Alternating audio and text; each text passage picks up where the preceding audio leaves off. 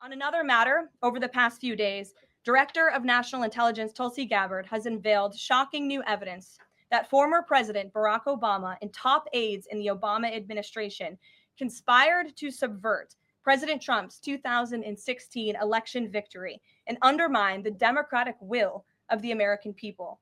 While publicly pretending to engage in a peaceful transfer of power, in private, former President Obama went to great and nefarious lengths to try to sow discord among the public and sabotage his successor, President Trump. The new evidence released by the Director of National Intelligence, who is here with me today, confirms that the Obama administration manufactured politicized intelligence, which was later used as the justification for baseless smears against President Trump in an effort to try to delegitimize his victory before he even took the oath of office. The truth is that President Trump never had anything to do with Russia, and the Russia collusion hoax was a massive fraud perpetuated on the American people from the very beginning.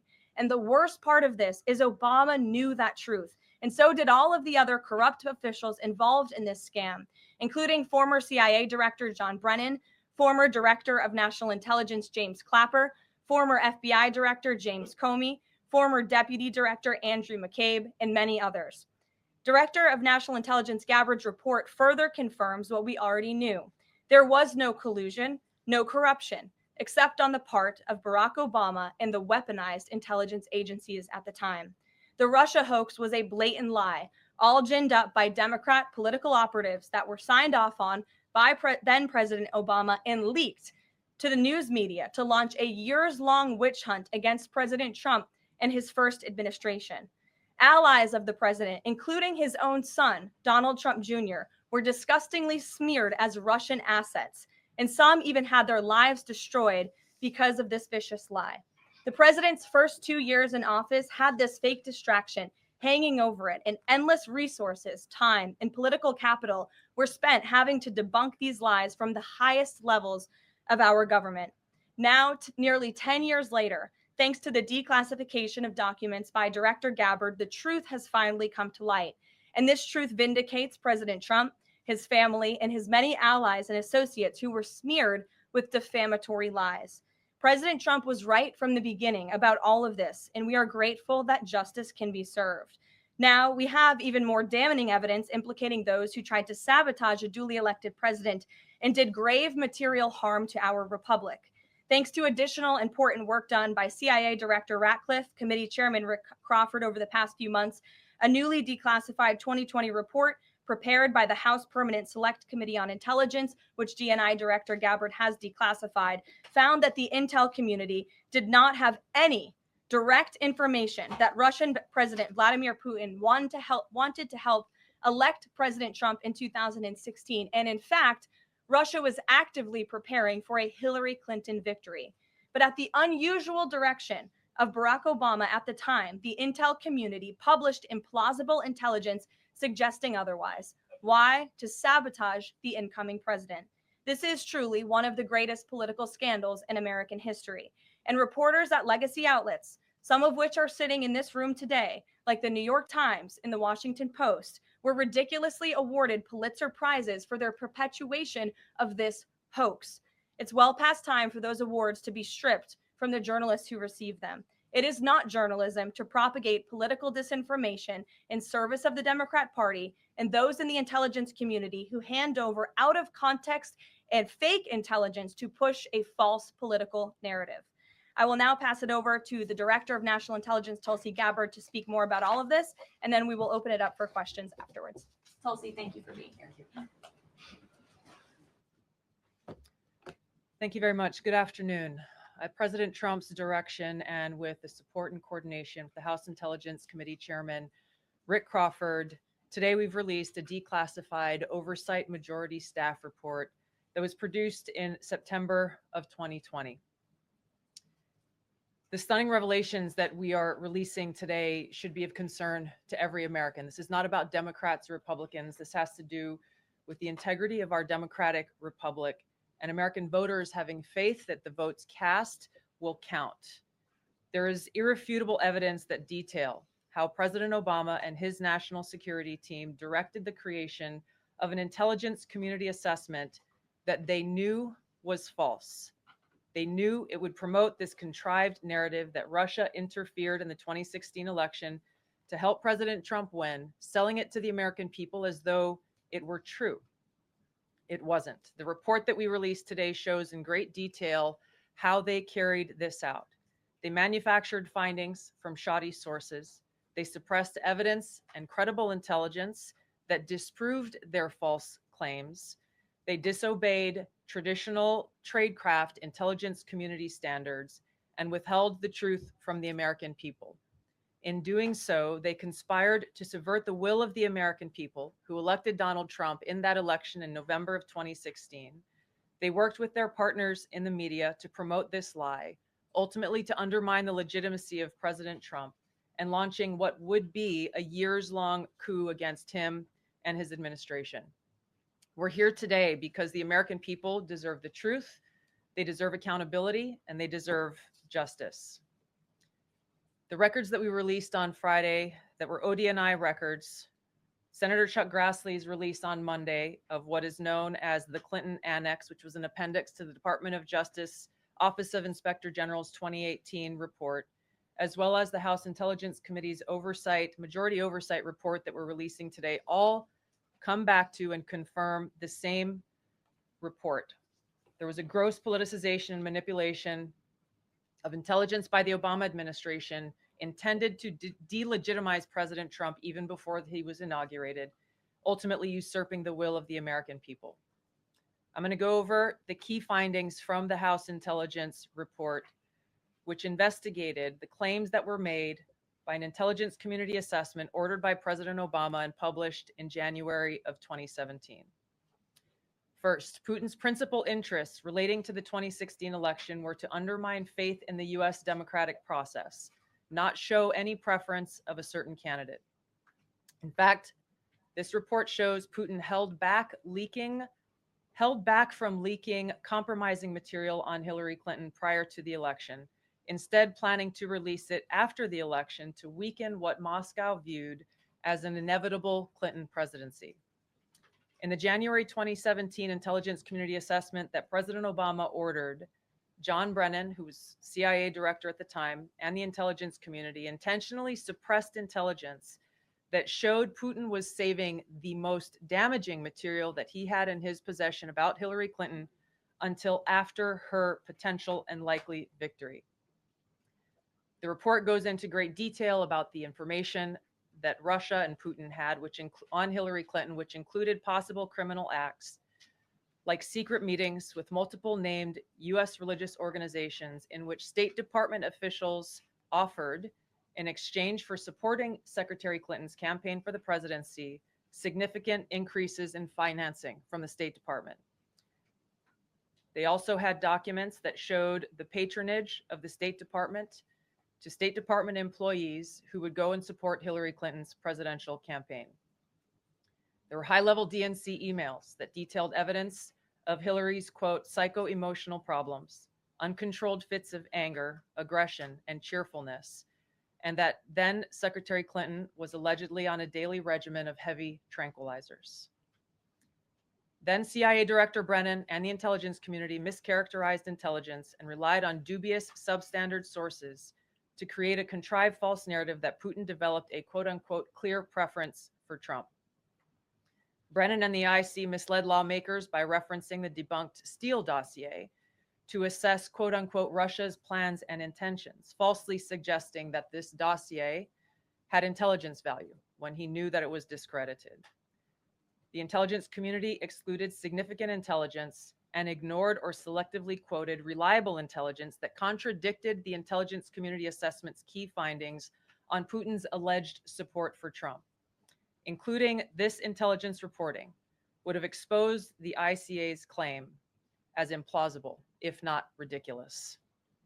The intelligence community assessment omitted reliably sourced information, such as how some Russian intelligence officials were quote-unquote planning for candidate Hillary Clinton's victory, while others assessed neither Trump nor Clinton would respect Russia's interests. As was reflected in the ODNI documents that we released on Friday, multiple intelligence community assessments released in the months leading up to the November 2016 election concluded that Russia had neither the intent nor capability to impact the outcome of the US election. On December 5th of 2016, the FBI and ODNI gave the House Intelligence Committee its first post-election classified briefing, in which there was no mention of Putin aspiring to elect Trump by either agency. The Presidential Daily Brief, drafted on December 8th of 2016, stated that no Russian or criminal actors impacted vote counts. This document was pulled just hours before it was to be published due to quote unquote new guidance. If it had been published, it would have been briefed to both President Obama and President-elect Donald Trump. On December 9th, 2016, a National Security Council meeting was called to gather President Obama's senior national security officials, which included CIA Director Brennan, then Obama DNI James Clapper, Susan Rice, and others. Following that secret meeting, DNI Clapper's assistant sent an email to the intelligence community with the subject line, POTUS tasking on Russia election meddling, tasking ODNI leaders to create a new assessment per the president's request. The House Intelligence Committee oversight report that we released today reveals that, quote, unlike routine intelligence community analysis, the intelligence community assessment was a high-profile product ordered by the president, President Obama. It directed senior intelligence community agency heads and created an intelligence community assessment limited to just 5 analysts using one principal drafter. This is not something that occurs in the normal path of producing an intelligence community assessment that reflects the views across the intelligence community. The production of this intelligence community assessment was subject to unusual directives directly from the president and senior political appointees, especially the former director of the CIA, John Brennan. The House Intelligence Committee oversight report also shows how later that same day, on December 9th, Brennan ordered the publication of quote unquote substandard reporting on Russian activities, which had previously been withheld from publication of prior assessments because the information was judged, quote, to have not met long-standing publication standards. Some of the information later used in the Obama-ordered assessment over the objections of veteran CIA officers was, quote unquote, unclear or from unknown sources. The Intelligence Committee's oversight report reveals that CIA Director Brennan overruled senior CIA officers who challenged the Obama-ordered intelligence assessment, stating, quote, we don't have direct information that Putin wanted to get Trump elected. Yet, the Obama-directed assessment was published on January 6, 2017, which explicitly stated, quote, we assess Putin and the Russian government aspired to help President-elect Trump's election chances, when possible, by discrediting Secretary Clinton and publicly contrasting her unfavorably to him, end of quote. The CIA and FBI, then led by John Brennan and James Comey, expressed high confidence in this judgment, while the NSA expressed moderate confidence. Yet, as the report we released today shows, the ICA, the Intelligence Community Assessment, did not cite any report where Putin indicated helping Trump win was an objective. The opposite is true. With regards to the Steele dossier, we now know that one of the source documents that the Obama administration used in the creation of this intelligence assessment in January of 2017 was none other than the discredited, unverified Steele dossier. The House Intel report states, quote, contradicting public claims by then CIA Director Brennan that the dossier was not in any way incorporated into this intelligence assessment. The dossier was referenced in the intelligence assessment's main body text and further detailed in a 2-page assessment annex. John Brennan lied, and he denied using this dossier in this intelligence assessment that President Obama ordered because he knew it was discredited.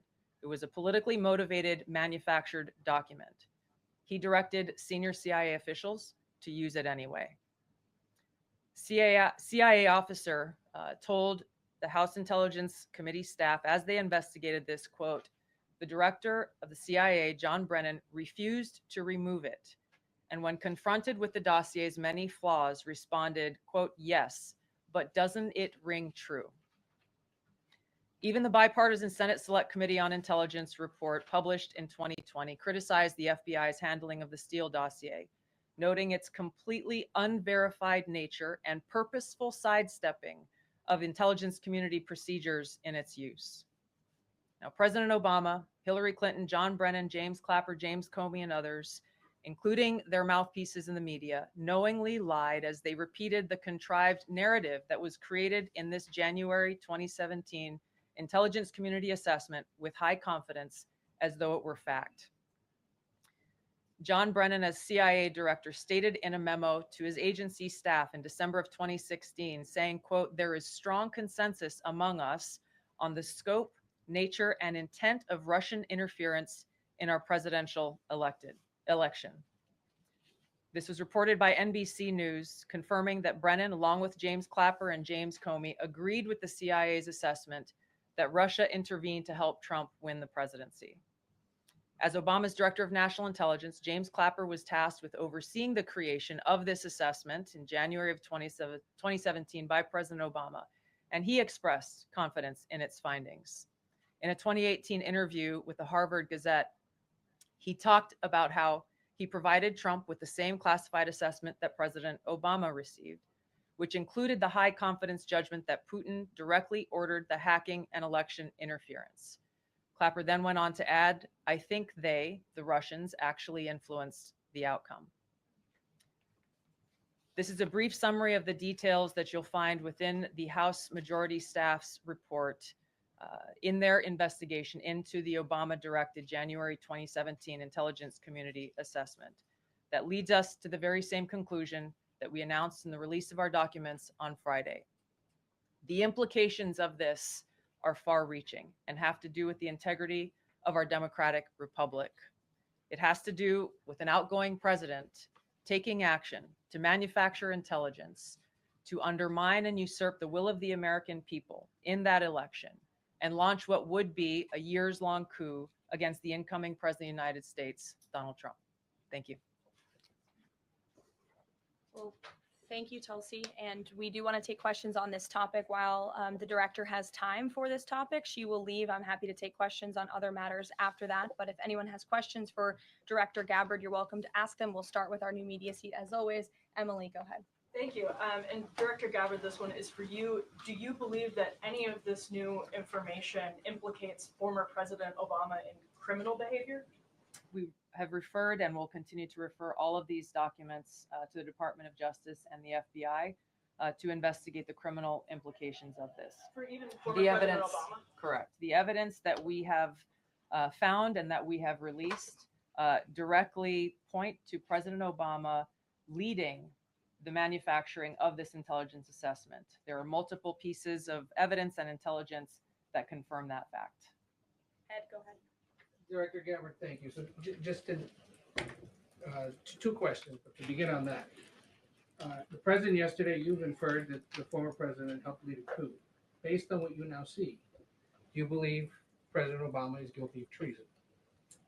I'm leaving the criminal charges to the Department of Justice. I'm not an attorney, but as I've said previously, when you look at the intent behind creating a fake manufactured intelligence document that directly contradicts multiple assessments that were created by the intelligence community, the expressed intent and what followed afterward can only be described as a years-long coup and a treasonous conspiracy against the American people, our republic, and an attempt to undermine President Trump's administration.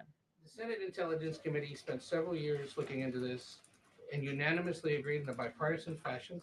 Secretary of State Rubio was a member of that committee, that there was no political interference.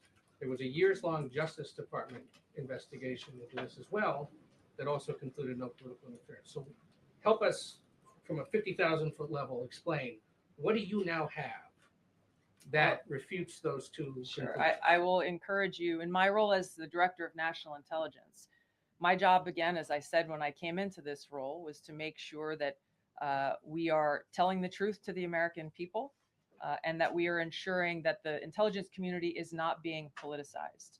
So I'm not asking you to take my word for it. I'm asking you in the media to conduct honest journalism and the American people to see for yourself in the documents that we've released now, close to 200 pages, that point in multiple references, multiple examples, to include comments that have been made by senior intelligence professionals, who are some still working within these agencies today, that confirm the conclusions that we have drawn, that President Obama directed an intelligence community assessment to be created to further this contrived false narrative that ultimately led to a years-long coup to try to undermine President Trump's presidency. And it's your belief John, that go those ahead. two previous investigations missed that or covered it up? I'm telling you to look at the evidence. Look at the evidence and you will know the truth. John. Thanks, Caroline. Thanks, Director Gabbard. You declassified these documents, if I'm not mistaken, Friday of last week, correct? We released them on Friday of last week, the first tranche, yes. This isn't the first time that President Trump has been president of the United States. He was president from 2017 to 2021. Couldn't the prior DNI under President Trump have declassified these documents? And why didn't that DNI do that at that time?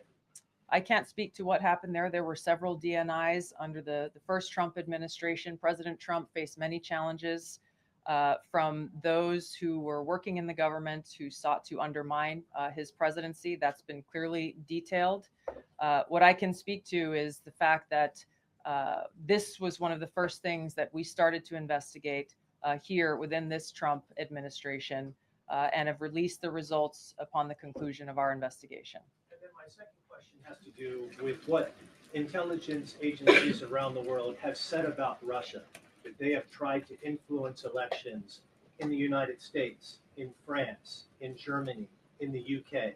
Do you disagree with that? Do you believe that Russia is a bad actor as it relates to trying to influence elections? I'll point back to the intelligence that President Trump has ordered declassified, that we have declassified and released, that the intelligence reflects Russia's motives were to try to sow discord and chaos within the U.S. election, which is a clear distinction from showing a preference for or against a specific candidate, which is what the Obama manufactured intelligence document alleges, that Russia preferred Donald Trump and tried to help Donald Trump get elected. Again, going back to the most important point here, with the intent to undermine the legitimacy of President Trump's election and therefore subvert the will of the American people who chose to send him to the White House.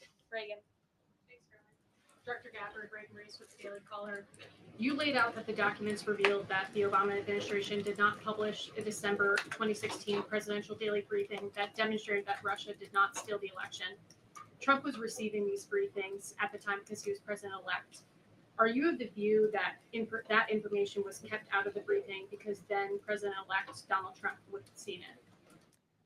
I don't have any documents that speak to exactly what the new guidance was that was given as the reason for pulling that document, which, by the way, still has never been published until we released it last week, Friday. One could assume that they didn't want President Trump to see a document that came from the intelligence community that would contradict the Russia hoax narrative that began through the Hillary Clinton campaign with the Steele dossier. One more. Maybe either for you or Caroline. The president said yesterday that Obama committed treason. Do you or the White House believe that the Supreme Court's immunity decision protects Obama from prosecution? Look, I can speak to the president's feelings on this matter. He spoke to all of you yesterday in the Oval Office, but I also spoke to him about this morning. And he wants to see all those who perpetuated this fraud against our country, who betrayed our country and the Constitution, to be thoroughly investigated and held accountable. And it's been 10 years of this. And I would just add, based on everything the director has said and declassified, all of you in this room should go through it and take a look at this report and review the intelligence, because unfortunately that hasn't happened. And many of the people who perpetuated this hoax, Clapper, Andy McCabe, James Comey, and many others, have been hired by major networks in this room to go on television and continue to spew these lies, knowing that they are lies. And if you all recall, just flashback to 2016 and the years after, the entire Trump 1 presidency was embroiled in this scandal that was perpetuated by the Democrat Party. And you had major Democrat Party officials in this city namely Adam Schiff, Hillary Clinton, Elizabeth Warren, who went on television and told the American people Donald Trump is an asset of Russia. It was a lie. They always knew it. Hillary Clinton herself said that President Trump would be a puppet for Putin. Senator Tim Kaine at the time called President Trump Vladimir Putin's defense lawyer. Adam Schiff stated, and one of the worst things a lawmaker can do is to tell the American people, I know something you don't know, it's just classified and I can't tell you. And that's what he said. I can tell you that the case is more than that. I can't go into the particulars, but there is more than circumstantial evidence now. And not enough people in this room, not enough journalists in this country pushed Adam Schiff to say, what are you talking about? What evidence do you have? Everybody just ran with the lies, and it led to impeachments. It led to the division of our country. Unfortunately, so many Americans, from listening to outlets in this room, believed in these lies. And it's a complete scam, and it's a scandal, and the president wants to see accountability for that. Phil. Thank you. A question for Director Gabbard. A spokesperson for former President Obama said in a statement earlier this week, quote, nothing in the documents issued last week undercuts the widely accepted conclusion that Russia worked to influence the 2016 election, but did not successfully manipulate any votes.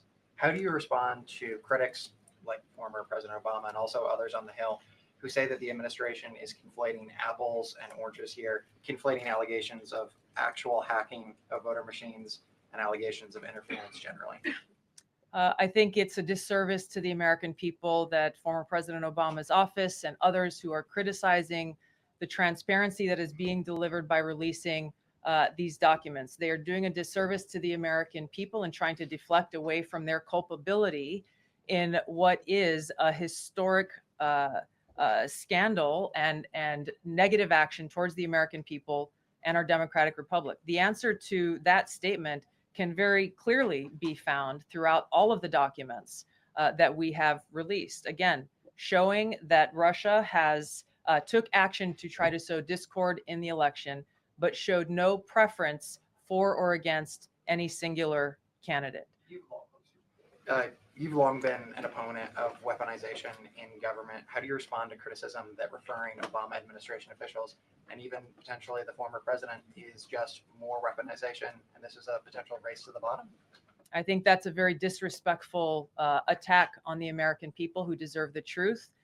They deserve to have faith and trust in the integrity of our democratic republic, which has been undermined by President Obama through his direction of this manufactured fake intelligence document, knowing that it was filled with lies and knowing that it would and could then be used for all of the actions that came after.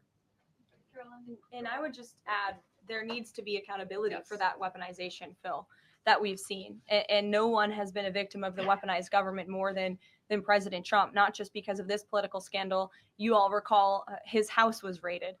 So I think, it's very disingenuous for people to say, how dare they speak of former President Obama about this based on evidence and based on intelligence when the former president of the United States, Donald Trump's home was raided, when he was forced to sit in a Manhattan courtroom and many other courtrooms across the country for crimes he never committed, when he was impeached and indicted, and the entire country witnessed that. That's the weaponization of justice. Now the president is back because the American people see the truth. Nearly 80 million Americans reelected him back to this office, and he believes that we need to have justice and accountability. And I think the nearly 80 million Americans who reelected him agree with that. Caitlin. Thank you, Caroline. Two questions for Director Gabbard just on this. Director Gabbard, you referenced the past intelligence reports and assessments on this, including that 2017 one that was signed off, as Ed noted, by every Republican on the Senate Intelligence Community, including the acting chair of the time, now Secretary of State Marco Rubio, who said in a statement that they did not find any evidence of Russian collusion, but they did find, however, is very troubling, and they found irrefutable evidence of Russian meddling. One, are you saying that he's wrong in that statement that he made then? And secondly, what would you say to people who believe that you're only releasing these documents now to improve your standing with the president after he said that your intelligence assessments were wrong? Well, first, I want to correct something that you stated, which was citing the Senate Intelligence Committee's report as being one and the same. I think you said the intelligence community. The Senate Intelligence Committee has a very different function than the Office of the Director of National Intelligence. The evidence and the intelligence that has been declassified and released is irrefutable. I'm going to let Caroline speak to Secretary Rubio. I'll speak to both questions. First, on Secretary Rubio, he put out a statement in 2020 following that Senate Intelligence Committee report, and he said what they found is troubling. We found irrefutable evidence of Russia meddling, which the Director of National Intelligence just confirmed for all of you, that Russia was trying to sow distrust and chaos. But what's the outrage in this that Secretary Rubio did not say at the time, the Democrats were saying at the time, is the fact that the intelligence community was concocting this narrative that the president colluded with the Russians, that the president's son was holding secret meetings with the Russians, all of these lies that were never true. And he also said at that time, we discovered deeply troubling actions taken by the FBI under Comey, particularly their acceptance and willingness to rely on the Steele dossier without verifying its methodology or sourcing. The Steele dossier that many outlets in this room ran as the gospel truth, and it was cooked up and paid for by the Clinton campaign. As for your second question, Caitlin, I think who is saying that she would release this to try to boost her standing with the president? Who has said that? Well, the president has publicly undermined her when it came to Iran. He said she was wrong. He told me that she didn't know what she was talking about. That was on Air Force One on camera. The only people who are suggesting that the Director of National Intelligence would release evidence to try to boost her standing with the president are the people in this room who constantly try to sow distrust and chaos amongst the president's cabinet, and it is not working. I will just answer your question directly. I am with the President of the United States every day. He has the utmost confidence in Director Gabbard. He always has. He continues to. And that is true of his entire cabinet, who is all working as one team to deliver on the promises this president made. Does anyone else have questions for Director Gabbard? And then we'll turn it over to a couple other questions. Christian, go ahead. Yeah, thank you. Director Gabbard, two follow-ups on questions that have been asked. You mentioned the previous DNIs during the president's first term. One of them reports to you right now, if I'm not mistaken, John Ratcliffe. So have you not spoken to him about why this information was not declassified during the first term? He was in that position for a very short period of time. The work that began back then, we have picked up and absolutely completed. We are continuing to investigate this. Additional whistleblowers are now coming forward because they see an opportunity for the truth to come to light. And as Caroline said, for real accountability to be brought forward. The accountability is the essential part of this. We can show the truth, reveal the truth.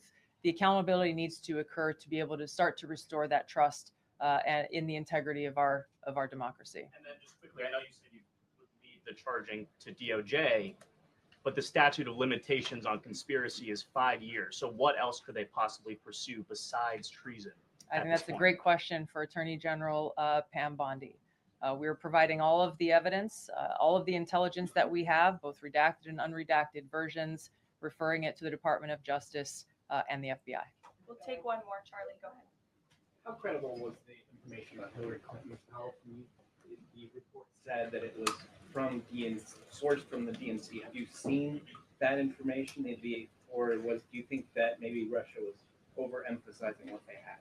All I have seen is what the Intelligence Committee have reported through their investigation.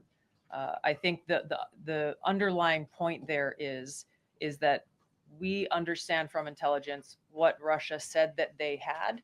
And the important point here is that if they were trying to influence the election, as President Obama and James Clapper and John Brennan, everybody said they were doing in order to support Donald Trump's election, they would have released the most damning of that information, some of which I detailed here. You'll find the rest in the report prior to the election to help Donald Trump win. They specifically withheld what they had on her, the most damning information, because they thought that she would win the election. They had plans to release it just prior to her inauguration to, again, sow discord and chaos in America. And if I may, on Jeffrey Epstein, can you rule out that he was connected in some way to any kind of intelligence, either foreign or domestic? I haven't seen any evidence or information that reflects that. If anything comes before me that changes that in any way, support the president's statement loud and clear. If any credible evidence comes forward, he wants the American people to see it. Great. Director Gabbard, we thank you for Thank your you. time today. I know you're a busy woman, Thank so you. we'll let you get out of here, but thank you so much. Okay. I know there's many issues going on today across the world and here at home. If you have any other further questions, I'm happy to take them. Ed, why don't you go ahead? Yeah, thank you, Caroline. So the Japan trade deal, is that Japan trade deal the start of this number of trade deals that the Treasury Secretary says we're going to see by August 1st? I think it is. I mean, as you said, we had Japan yesterday. We also had Indonesia, and we had the Philippines as well. The president announcing all three. He came in as the closer in all three of those. I've said many times from this podium that the president's trade team has been in active talks and discussions with many countries around the world, and you've all been anxiously awaiting what those countries were. Now you know three of them, and there's many more to go. We have now sent 25 letters to countries around the world. But just to reiterate this Japan deal, for those at home who may have missed it, Japan will now pay a 15% tariff versus the reciprocal rate of 24% that they initially had. Auto and auto parts tariffs have been reduced to 15%. But the centerpiece of this deal now is the president got Japan to commit to $550 billion in investments to revitalize American industries. And these funds will be spent at President Trump's discretion and direction into key industries such as energy, semiconductors, critical minerals, pharmaceuticals, and shipbuilding. And the U.S. will retain 90% of the profits from any investments made by this $550 billion fund. This was originally a $400 billion investment that President Trump then negotiated to an increase of $150 billion, making it a $550 billion deal for the American people. And I just want to emphasize, Ed, I see you have a follow-up, but it's very important. Japan has agreed to open their markets to many very key sectors in American-made products that have really faced very strict tariff and non-tariff barriers prior. So thanks to the president, Japan's markets will now be open to American-made products and goods. This is big news for our tech companies and our farmers as well. On Monday, the Treasury Secretary is going to Stockholm to talk to the Chinese delegation. What does the president hope to get out of that meeting? Are there deliverables? I won't speak to any deliverables or set expectations. I'll let the Secretary of Treasury do that. But I did speak to him yesterday about his upcoming trip, and he looks forward to continuing discussions with his Chinese counterparts. The president has ensured that we have a good continuing working relationship with China that benefits the United States. And so the Secretary of Treasury will be obviously discussing those key matters, but I'll let him set the expectations. One more, if I may. Sure. Given what the DNI just said and laid out, does President Trump believe that President Obama should go to jail for something?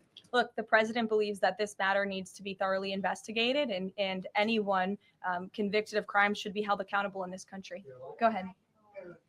Special Envoy Wickoff is headed overseas again. Good to see you, Olivia. Good to I see haven't you. seen you since the campaign trail. Yeah, it's good to see you. He's headed back overseas. Can you give us a sense of what the marching orders are to some of the people he'll be meeting with, and specifically as it relates to Gaza and ongoing talks there? Yes, Special Envoy Wickoff is headed to Europe, where he will meet with key leaders from the Middle East to discuss the ongoing ceasefire proposal to end this conflict in Gaza and to release the hostages. These are very sensitive negotiations that are currently taking place. I spoke to Special Envoy Wickoff last night about them. I will let him speak further on the matter. But the president and Special Envoy Wickoff has made the administration's goals clear. We want this ceasefire to happen as soon as possible, and we want these hostages to be released. Go ahead. Carolyn, a Florida federal judge has refused to allow the Epstein grand jury materials to be released. Does the president want the administration or Department of Justice to appeal that ruling? That was just breaking as the director and I were coming out here, so I haven't had a chance to talk to the president about it. I understand there are 2 other requests from the Department of Justice that are ongoing, but I'll let this president speak to whether he wants to see an appeal in the Department of Justice. I'm sure can give you a statement on that as well. And is he supportive of the effort to talk to Ghislaine Maxwell? I know that Todd Blanchard mentioned that earlier this week. The president spoke to this yesterday, and he said he thinks it's an appropriate idea. Kelly. What is the accountability that you would like to see if this current president is the one who brought the case to the Supreme Court, and Chief Justice Roberts made clear in his opinion that a sitting president's responsibilities in office cannot lead to prosecution, immunity? So what is it the President Trump wants regarding President Obama, given that fact? And the special counsel at the time, Durham, when that Supreme Court matter was not in effect, could have charged anyone and did not. So on those 2 points, how do you respond? Look, the president has made it clear that he wanted these documents to be declassified. He wanted the American people to see the truth, and now he wants those who perpetuated these lies and this scandal to be held accountable. As for what accountability looks like, as the director said, it's in the Department of Justice's hands, and we trust them to move this ball Well, forward. you would agree Stephanie. President Obama cannot be charged based on that immunity. Again, I'll leave that to the Department of Justice. Stephanie. In light of the Japan deal, are sectoral tariffs now up for negotiation with trading partners? And in a similar note, are these negotiators asking for investment funds, sort of like what Japan had agreed to? As for sectoral tariffs, I understand that the president continues to be in talks with our Secretary of Commerce. We have made commitments on various sectoral tariffs, as you know. The Department of Commerce has initiated studies to then move forward with implementing those sectoral tariffs. So I would defer you to them for further comment. Meredith. I wanted to ask if the White House has any update on the Commerce Department employee who's been detained or banned from exiting China, and if there are any efforts to get him out. I can assure you and the American people that the administration is actively monitoring the situation and engaged, but typically we don't comment on individual cases like this as we are sorting them out. Sure. Yes. Behind you, Dr. Harper. Sorry. Go ahead to the lady sitting down in the blue. Yes. Okay. What's your name? What's your name? My name is Caroline also. Caroline Boda with the Center Square. Great. So Republicans in the Senate today said that they are pulling back on legislation to impose sanctions on Russia after the president said he wants to act unilaterally. Can you elaborate on what the president intends to do? Look, the president has been in very close communication with his friends in the Senate, particularly Senator Lindsey Graham, on this issue. But the president has always maintained, he's the commander in chief and the president for a reason, and he has been deeply involved in this conflict since the beginning. And so any decisions that are made with respect to sanctions, the president wants to reserve that authority and that right to himself. Jasmine. Thanks, Caroline. Two questions for you. The first on AI. Does President Trump support federal agencies contracting with Elon Musk's AI company?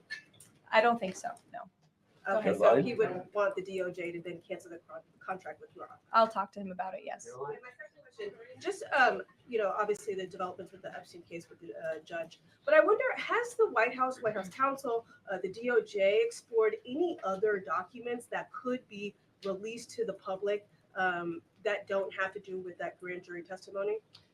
To my knowledge, the Department of Justice has moved forward with the request to unseal that grand jury testimony. And as you know, they have also moved forward with interviewing Ms. Maxwell, which I believe will be taking place very soon. Go ahead. Sure. Thanks, Caroline. I have a question about Paul Ingracia, the OSC nominee who faces a Senate committee hearing tomorrow. Tom Tillis said that he wouldn't vote for Ingracia if a vote came to the Senate floor. 24 worker advocacy groups have said that they don't support his nomination. What is the White House planning to do to sort of turn the tide or convince legislators that they should vote for him? The White House is always in communication with members of both the Senate and the House, and we stand by the president's nominees. Sure. In connection with the Mueller investigation, a grand jury indicted 13 Russians. President Putin has said he will never extradite those men. Given the new information that Ms. Gabbard has found, what's the administration's position on that case? Should those charges be dropped? I don't have an update for you on that case, but I'll check in with the National Security Council and our team will get you something. Sure. Thank you so much. So Fannie Willis and Jack Smith separately, they both charged President Trump with conspiracy to defraud the United States and a conspiracy to overturn the 2020 election. And now it turns out we're confirming that Obama and his cronies were doing that the whole time in 2016 on a massive scale, falsifying documents and having their intel agencies do this. What does this say about the 2020 election? And also, what's your thoughts on the irony here? There is a lot of irony, especially for the party of the Democrat Party, who claims to be for democracy. We often heard throughout the 2024 campaign they were calling this president a threat to democracy. And now I think the declassification of all of these documents proves that they were indeed the true threat to democracy. And as I said repeatedly today, there needs to be justice and accountability for that. You all will hear directly from the president later this afternoon at the AI Summit here in Washington, D.C., scheduled to speak later in a few hours. So we will see you all there. Thank you very much.